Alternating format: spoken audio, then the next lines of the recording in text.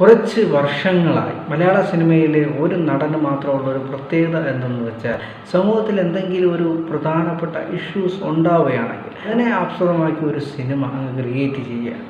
ശബരിമല ഒരു ഇഷ്യൂസ് ഉണ്ടായിരുന്നു. ആ ഇഷ്യൂസ് ഉണ്ടായിരുന്ന സമയത്ത് ആ ഒരു വ്യക്തിയുടെ തന്നെ മാളികപ്പുറം എന്ന് പറയുന്നൊരു സിനിമ ഓക്കെ നല്ലത് തന്നെയാണ്, കാരണം എല്ലാവരും ഓരോ വിശ്വാസങ്ങളുള്ളവരാണ്. പക്ഷേ പ്രശ്നങ്ങൾ ഉണ്ടാവുന്ന സമയത്ത് മാത്രം ഈ ഒരു നായകൻ ചില സിനിമകൾ അനൗൺസ്മെൻറ്റ് ചെയ്യുക. വ്യക്തിപരമായിട്ട് എനിക്ക് തോന്നുകയാണെങ്കിൽ ഒരു മതത്തിൽപ്പെട്ട ഓരോ ദൈവത്തിനെയും വിറ്റ് കാശുണ്ടാക്കാനുള്ള ഒരു ഏറ്റവും വലിയൊരു അടവാണത്.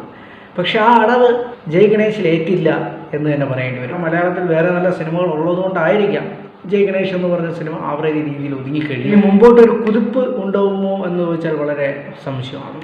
ചില സാമൂഹിക പ്രശ്നങ്ങൾ വരുമ്പോൾ മാത്രം ചില സ്വഭാവ സിനിമകളുടെ പേരുകൾ, ചില ദൈവങ്ങളുടെ പേരുകളൊക്കെ ഇട്ടുകൊണ്ടൊരു സിനിമ ക്രിയേറ്റ് ചെയ്യുക എന്ന് പറഞ്ഞാൽ അതിൻ്റെ ലക്ഷ്യം എന്താണ് സാധാരണക്കാരനായ ഓരോ വ്യക്തിയും മനസ്സിലാക്കേണ്ടത്.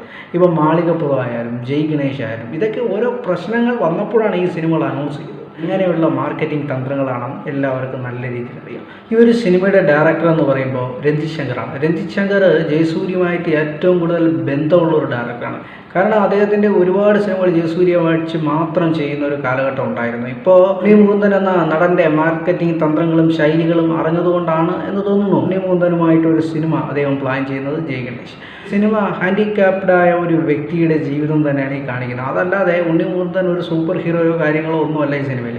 പിന്നെ ആവശ്യമില്ലാത്ത ഇമോഷൻസ് ഒക്കെ കുത്തിഞ്ഞെരുക്കി മാറ്റിക്കും കാര്യങ്ങളൊക്കെ അനാവശ്യമായിട്ടൊന്നും കുത്തിഞ്ഞെരുക്കി ആരെയും ബോറടിപ്പിക്കുന്നില്ല സിനിമ. നല്ല രീതിയിൽ സ്മൂത്തായിട്ട് തന്നെ നല്ല സ്പീഡായിട്ട് തന്നെയാണ് സിനിമ പോയിക്കൊണ്ടിരിക്കുന്നത്. ഈ സിനിമയിൽ അഭിനയിക്കുന്ന ഓരോ കഥാപാത്രങ്ങളായാലും നല്ല രീതിയിൽ തന്നെ അവരെല്ലാം പെർഫോം ചെയ്തിട്ടുണ്ട്. പിന്നെ ഉണ്ണി മുകുന്ദൻ്റെ കാര്യം പറയുകയാണെങ്കിൽ ഉണ്ണി മുകുന്ദനെ കൊണ്ട് കഴിയുന്ന രീതിയിൽ നല്ല രീതിയിൽ തന്നെ പെർഫോം ചെയ്തിട്ടുണ്ട് എന്ന് തന്നെ പറയാം. തികച്ചും നല്ലൊരു ആവറേജ് മൂവിയായിട്ട് കുടുംബസമേതം പോയിരുന്ന് കാണാൻ പറ്റുന്ന നല്ലൊരു ഫാമിലി ഫീൽ ഗുഡ് മൂവി എന്ന് തന്നെ നമുക്ക് ജയ് ഗണേഷിനെ കുറിച്ച് നമുക്ക് അഭിപ്രായം പറയാം. പക്ഷേ എന്തിനാണ് ഈ ഒരു ജയ് ഗണേഷ് എന്ന് പറഞ്ഞ ഒരു പേര് ഈ സിനിമയ്ക്ക് അവരെ തിരഞ്ഞെടുത്തത് എന്ന് ചോദിച്ചാൽ ഒരിക്കലും അറിയില്ല.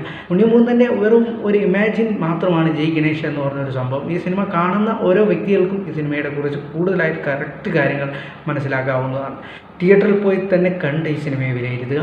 ഈ വീഡിയോ നിങ്ങൾക്ക് ഇഷ്ടപ്പെട്ടിട്ടുണ്ടെങ്കിൽ നിങ്ങളുടെ സുഹൃത്തുക്കളിലേക്ക് കൂടി ഒന്ന് ഷെയർ ചെയ്ത് കൊടുത്ത് സഹായിക്കുക. ഈ ചാനൽ ഇതുവരെയും നിങ്ങൾ സബ്സ്ക്രൈബ് ചെയ്തിട്ടില്ലാത്തവരാണെങ്കിൽ ഒരു പ്രാവശ്യം ഒന്ന് സബ്സ്ക്രൈബ് ചെയ്ത് സഹായിക്കുക. അടുത്ത നല്ലൊരു വീഡിയോ ആയിട്ട് കാണാം. Good bye.